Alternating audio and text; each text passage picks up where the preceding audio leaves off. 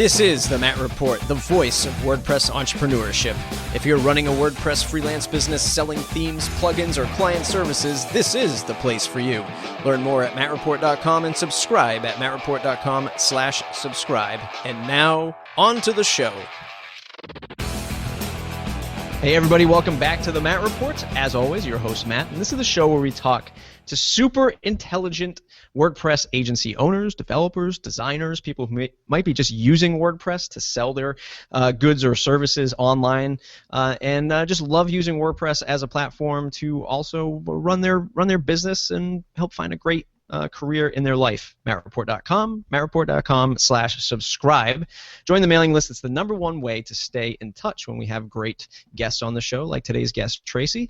And Matt Report Pro, mattreport.com/join. If you want to start, or you already started your WordPress business, it's a great place to talk to other WordPress entrepreneurs, sort of behind the scenes of the podcast and the front-facing website, private communities. Every month we do mastermind calls. We have different other folks come on and teach us lessons. You can get all that in the membership section, mattreport.com/join. Today's guest, Tracy Levesque. There's like this monumental list of introduction titles I have to go through, but co-founder, co-owner of Yikes Inc., where she still does not only the owning and operation of it, web designer, developer, teacher at Girl Develop It in Philly, make.wordpress.org/training, contributor to WordPress 4.0, speaker at a dozen WordCamps, including San Francisco coming up, which is totally awesome. Tracy, welcome to the program. Thank you. Thank you very much. So I know you've got a lot more than that. Who are you? What do you do? What is your 2-minute elevator pitch? My name is Tracy Levesque. I'm co-owner of Yikes Inc. We're a web design development company located in the lovely Fishtown neighborhood of Philadelphia. And there I like making custom WordPress themes. And that's what we do. That is awesome. Let's talk about the agency life as it pertains to WordPress and maybe WordPress as a tool, right? I've talked to a bunch of WordPress entrepreneurs. We all love WordPress. Love WordPress. We get so ingrained with just WordPress, we get our own tunnel vision on. Do you really talk about WordPress as much as we all do to your clients and in your agency life? Or do they not care? They just want a solution for whatever it is they're trying to solve? We definitely talk to WordPress. Like my coworker Jody, she does all the sales, and she does have to kind of promote WordPress when she's making a sale, because some people either aren't familiar or they're just not technical people, and they really just don't know how awesome it is. What is that like for folks to hear WordPress in sort of that early stage selling process? Do they understand it? Like when your typical client comes in and they say, we use this thing called WordPress as a CMS, do they get what they're getting, or do they just say, okay, this is this sort of platform they're putting us on? I'd say some people are excited to hear that because they want a WordPress site. You know, they know that they want one, they've heard about it, they heard it's easy to use, or they have experience with it with other websites, and so they come in wanting WordPress specifically. Yeah. Some people are agnostic, they just don't, really know, and we tell them how easy it is for them to manage the site moving forward. Yeah. And maybe they've had previous experience with a site that's a hot mess, and it's really difficult for them to manage. Yeah, so they're happy with that.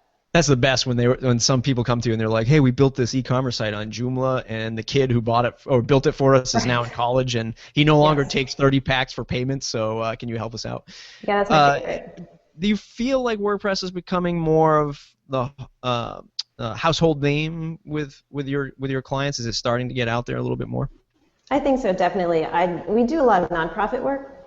I'd say maybe, 5 years ago, a lot of nonprofit folks that definitely didn't necessarily know a lot about technology. They just heard that it has to be done in Drupal. That's what they heard. Somebody told them, and so they came to us like, we want it in Drupal, and now, some of those folks, like, we've redone their sites in WordPress, and they're like, oh, this is awesome. Yeah. Great. Let's talk about a lot of folks that we talk to. When I say we, it's usually my producer, Lisa, and I, who are joining maybe the Matt Report Pro community. Folks who are looking to grow their WordPress business. They don't really know how to focus in on one particular vertical of clients. Now, you mentioned nonprofits. A lot of folks get scared of nonprofits because of the word nonprofit, right? So people are like, there's not going to be any money. They're going to want everything for free. Is that sort of the case with the folks you work with, or have you really focused on that vertical and it helped you grow? I would say no, that is not the case. A lot of nonprofits are really well funded. They're very well organized. They have grants that they need to write things into, and so they have us create estimates and quotes so they can submit that with their grants. It's also we have a nonprofit discount. When we founded the company, we all came from a nonprofit background, and so it was really important to us to support nonprofit organizations. That doesn't mean that we're suffering because of it or not making money because of it. It's great to work with nonprofits, but there's definitely a certain level of nonprofit that's established for multiple years and really has their act together that we love to work with.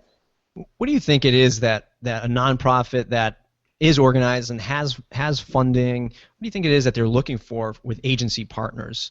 Is it just the design and development chops that we bring to the table, or is there some other tangible skill that they want to partner with us with or for? I think that nonprofits like us in particular, we've had long relationships with nonprofits. We've been in business since 1996. And some of these nonprofits have been with us for the entire time. And they really like that we get them. And we understand how things have to be done. Because it's definitely a different mindset working with nonprofits versus working with for-profits sometimes. And they really like that. Yeah. Let's break that down a little bit. And it's you understanding the nonprofit pain points, what they go through, the jargon, forms and organizations and tax codes and IDs and understanding that stuff. How does one sort of really get to know their client, as deep as you guys might? Because one, you've been doing it forever, but you also lived it and breathed it for a while. Are there any other strategies that somebody might put in place to really learn about what their customers are going through? I think you really need to be a good listener. Because nonprofits, especially, they need a lot of reporting because oftentimes they have grants and they need to have really specific reports backed to receive their funding. So you really have to pay attention and listen because you can't get that wrong. And you just have to stay open-minded and make sure that you're really understanding what they need. Yeah. There's actually a local agency near me that its focus is primarily just on, or all they focus on is nonprofit, but they're a Windows shop, so they just develop. Well, I say Windows, but they're an ASP and .NET development company. And it was fascinating when I actually met the owners and at a local conference, and it was just that was the moment where this was probably 3 maybe 4 years ago. And I had some friends in the nonprofit space, and I had never really looked into it. And then I met these folks, and just looking at the size budgets that they were bringing in, I thought to myself, wow, there's $50,000, $60,000, $70,000 projects that they're landing. They're literally right down the road from me. Why am I focusing on the sort of brochureware site, back then? But there was just levels of understanding, and they had teams that they actually helped their clients write grants and things like that, right? So there was also that whole level of expertise that they brought to the table. You guys do anything like that, or have you explored that, or is it not something that really helps your business model? Like actually helping them with grant writing? Yeah, they had actually some like in-house counsel to help with contract, or not contract, but the grant writing, right? Because if they get the grant, chances are this agency would also get the business, right? So sort of help both sides of the table. You see anything like that in your day-to-day? Truth be told, my partner Mia, she's the other owner. She works with most of the nonprofits. So I think what she does is she gets the information in a format that they can just plop right into a grant application. So that's as far as we go with that. I don't think she actually assists with the writing of the grant, but she gives them everything they need in the format that they need it. Got it. Very good. In the pre-interview with Lisa, I see two things: Team Cold Fusion and Team WordPress. Yeah. Let's dive into that. So there's 8 of us, right? Yeah. And the office is pretty much split into Team WordPress, led by me, and then Team Cold Fusion, led by my wife Mia, who's also co-owner of Yipes. Team Cold Fusion, they've been working with some clients since we began. They're a lot of our biggest med tech, medical IT clients. Our biggest project is OncoLink, which is the web's first oncology website. It's a gigantic website that has all this oncology information out of the University of Pennsylvania. And a lot of people are like, Cold Fusion, that still exists. Yeah. But I mean, I don't know a ton about Cold Fusion, but they tell me that it's awesome. So yeah, so Team Cold Fusion, and then I am Team WordPress. So does the Cold Fusion team just want to wrap my head around sort of the agency model, because I always love talking to agencies. Do you guys still pursue clients to build stuff out in Cold Fusion, or is it more of a, I don't want to say legacy, but is it something that's just there to support the OncoLink site? I would say that the other clients that kind of revolve around OncoLink, like clinical trials and other medical and oncology related departments that aren't necessarily directly connected to OncoLink, they still do Cold Fusion work for them. Ah, okay, got it. Yeah, so it is new and ongoing work. Okay, yeah, because I'm always interested. And there is a Cold Fusion conference in Las Vegas that we're sending our Cold Fusion programmer to. So it's still a thing that's happening. I know there's Cold Fusion people out there right now, like, oh, you WordPress people, you have all these WordCamps, and you tell people that they don't know about WordCamp. Just interesting to. I say that Cold Fusion should evangelize a little. They should get some stickers, make up some cool slogans, Definitely. Cold Do you ever Fusion is integrate? Cool, something like that. Do you ever integrate the two of them, Cold Fusion speaking to WordPress and back and forth? Yeah, the OncoLink has a few blogs that's done in WordPress. Very cool. Very cool. It runs on IIS, I think, on the Cold Fusion server. Yeah. A lot of times we spend a lot of time talking about onboarding clients, like how do we do discovery, how do we price the project, how do we scope it, how do we bring them on to talk to project managers and support folks. I kind of want to talk about delivery with you. How do you deliver the product? I guess it may be a little bit about discovery and onboarding too, but one of the pre-interview notes also says you're building stuff without a lot of extra crap for the client. So, yeah. What is this, and how do you sort of weave that into a project?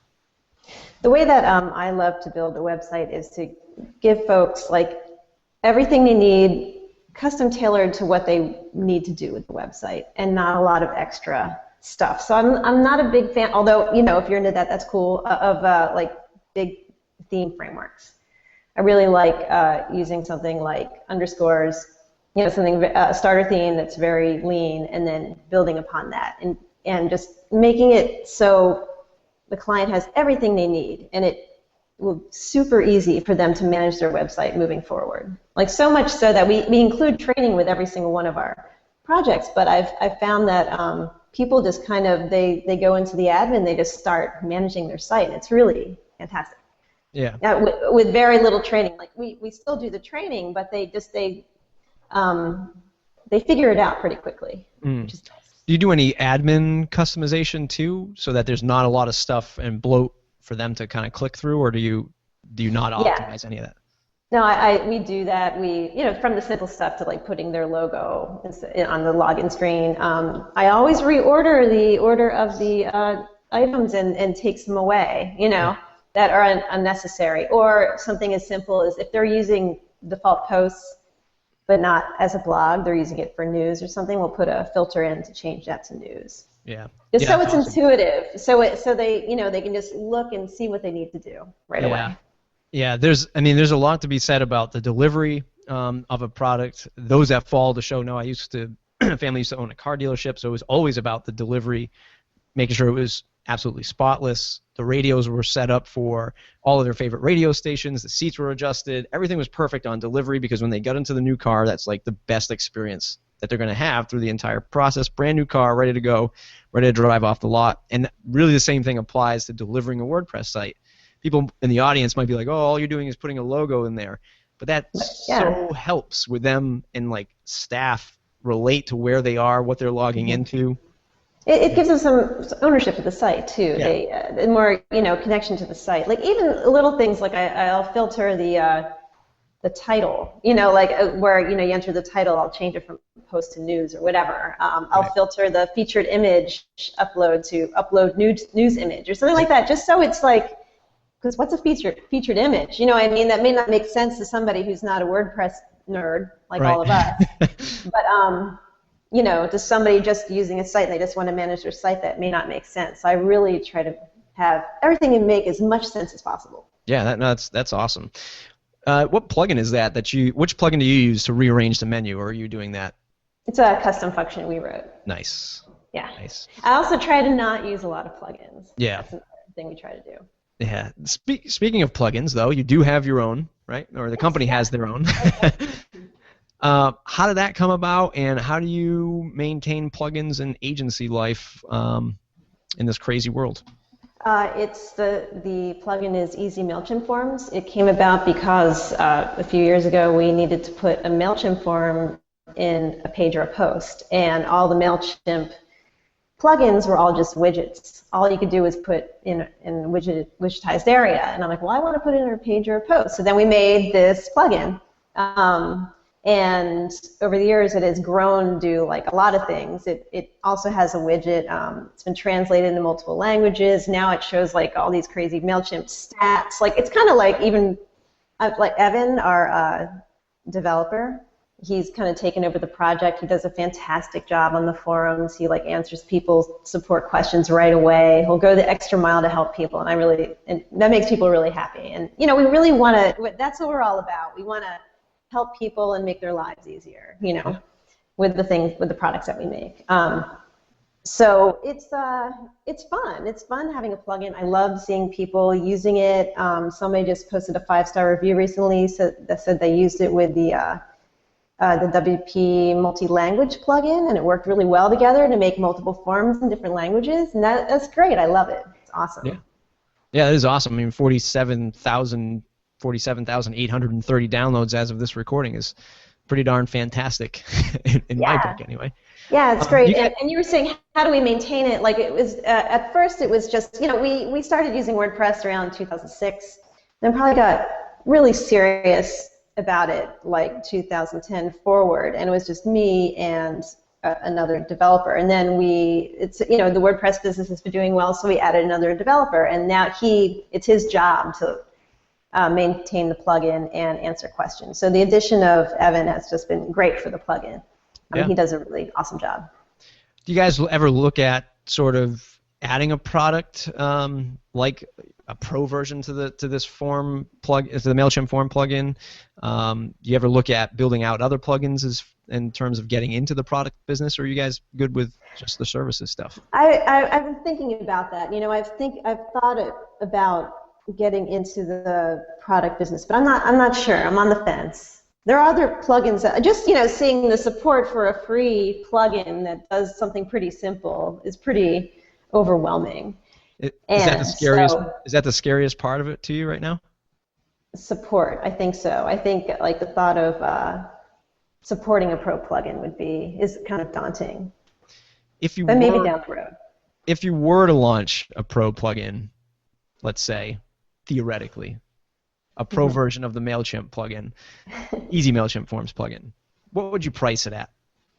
What's your gut tell you? I don't even know. I haven't even thought that through. Yeah. $100.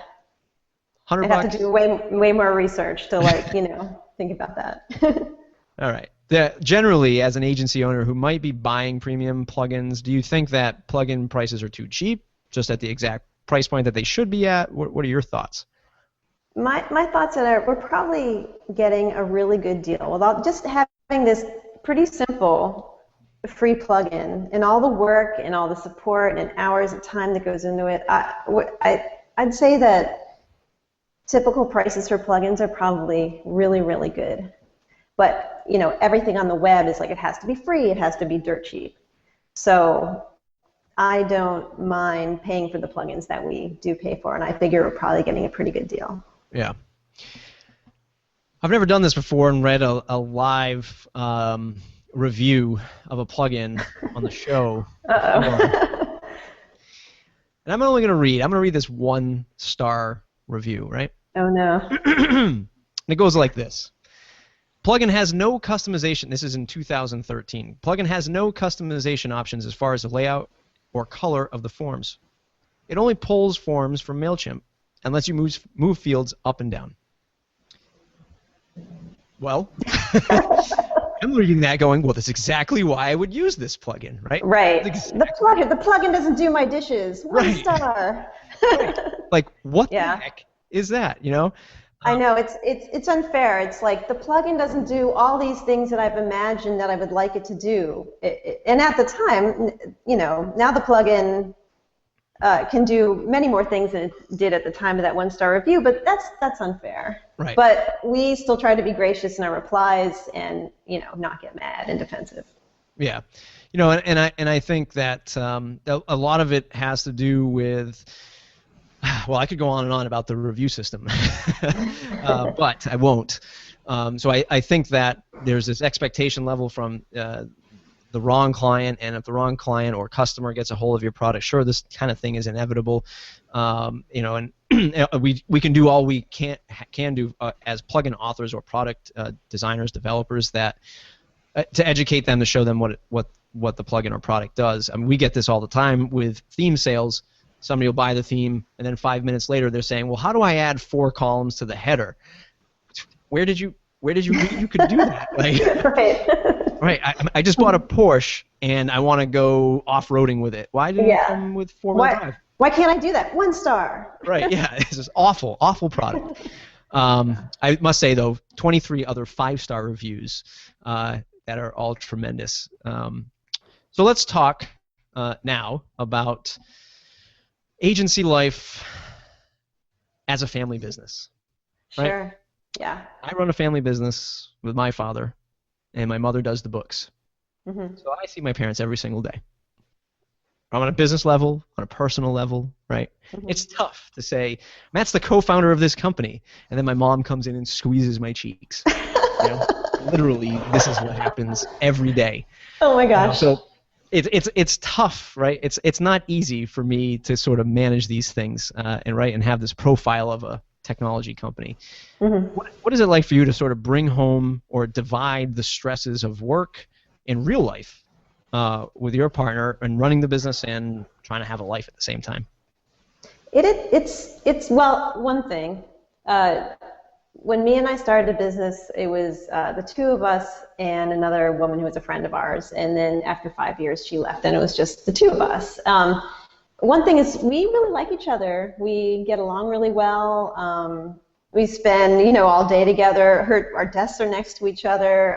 We have a child, too. She comes into the office after school. She also spent the first 3 years of her life in the office running around. So that part's easy. Like getting along and spending so much time together, that's not a problem. It's fun. I like it. I enjoy it. I actually prefer it. I think it would be strange to come home and ask how her day was, and she'd have to explain it to me, and I didn't. So I like it. The hard part is turning it off. If you have a stressful day at work, to go from work mode to home mode can be really difficult, especially with the kid, because the kid doesn't want to hear about it, Sometimes, like in the car ride home from work to home, you want to talk about what happened, and the kid just doesn't want to hear it, and she won't let us talk to each other, and also she doesn't, if it was a stressful day or something, she doesn't want 2 stressed out moms, so you kind of have to force yourself to just turn it off. Yeah. And also, like, being, there was this Mailbox and More kind of company near our house where you would go and like rent a mailbox and make photocopies. And every time you walked in there, it was run by a couple, and oh my God, they were always fighting, always arguing. It was like you felt like you were intruding on something, a personal, like, fight or whatever. So me and I are super just, we not coupley at work at all. Like, it's all just work. Not to, like, we're not like cold to each other or anything, right. but we just, we go into work mode and it's just work mode. Yeah. And that part's easy for me, like kind of going into work mode, and here we are, we're working. It's the going home part, where to turn it off is a little more difficult.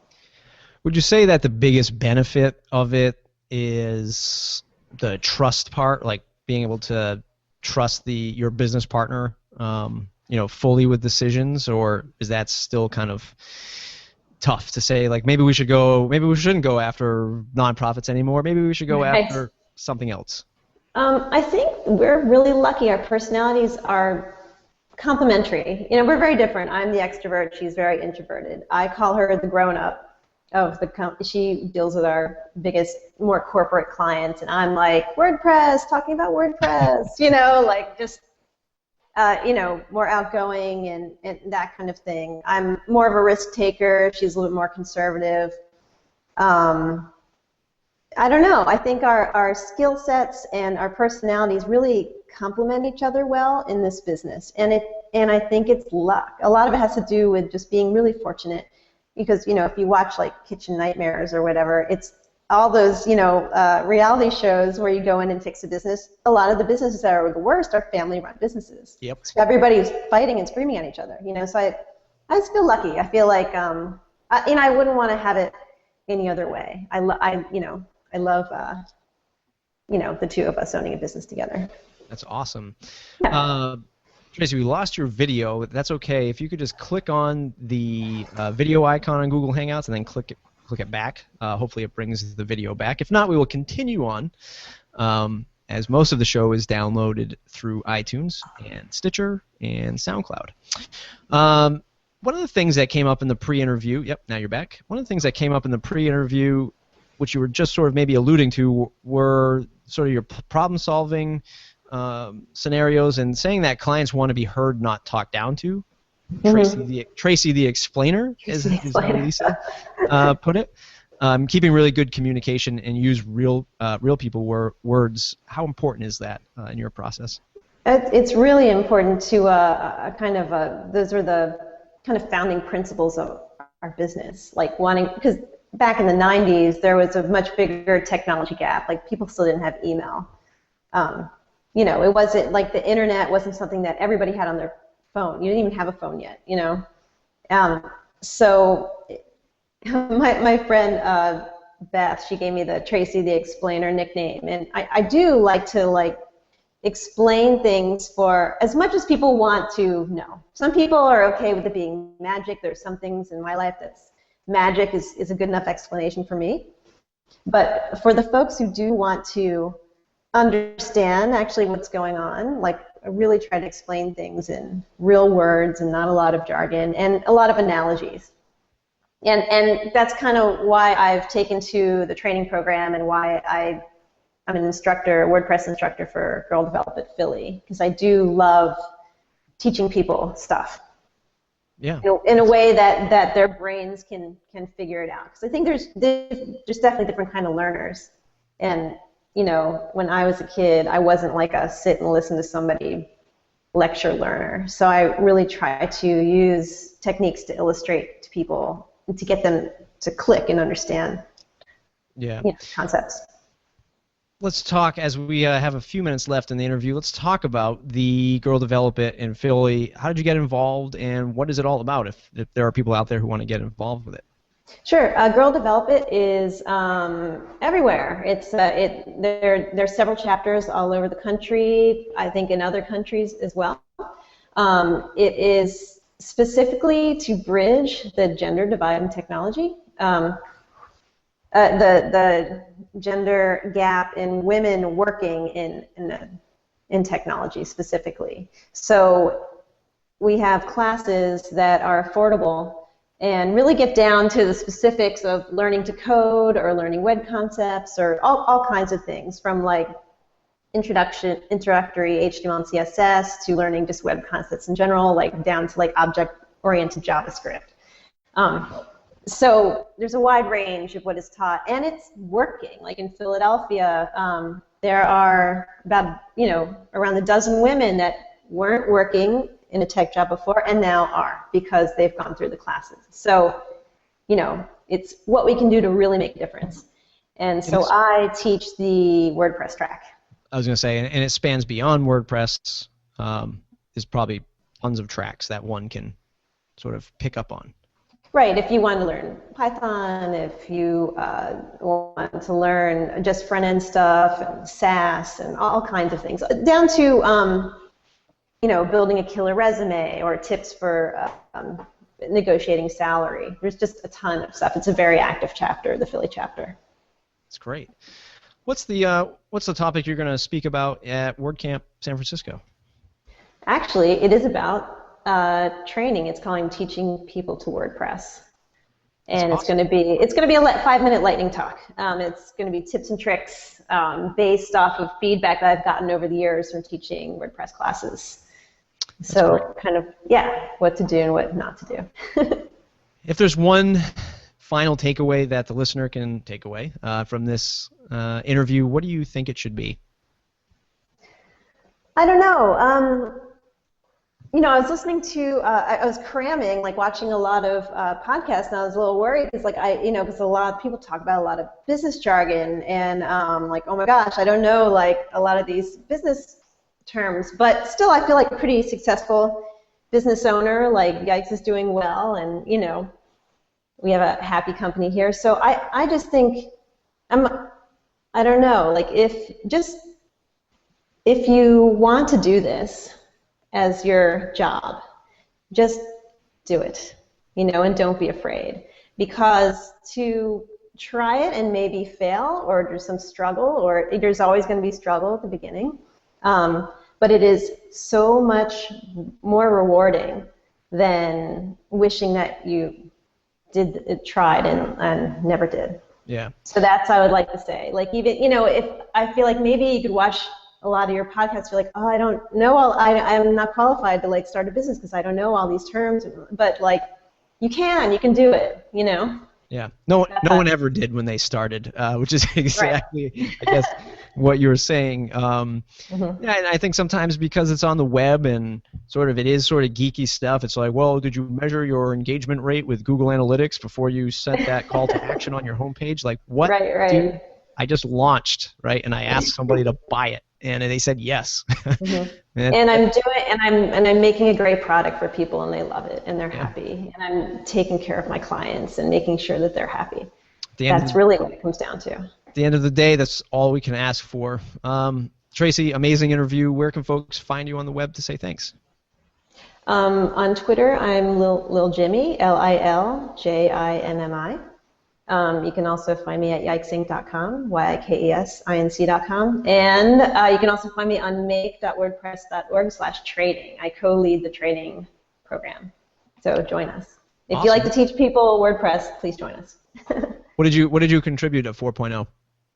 A couple dash icons. Nice. And the code that goes with them. Yes, I'm very obsessed with dash icons because we make a lot of custom post types, and there's, it got to the point where I really wish I had a fill in the blank dash icon. So then I'm friends with Mel Choice, and so I just kind of saw the flow of how it was, how to make them, and then at WordCamp New York, I kind of sat down with Ben Dunkel, who makes them, and forced him to sit next to me and tell me what I was doing wrong because my grid wasn't perfect, and then he totally helped me. I set up a template, and now I'm making dash icons.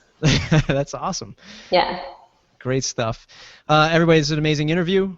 Video cut out for a little bit, but it was reset back in a couple minutes. So if you are just an audio listener, you can go to youtube.com/TheMattReport, and you can watch the video there. MattReport.com/subscribe. Join the mailing list, the #1 way to find out when new shows like this are announced. Thanks, everybody.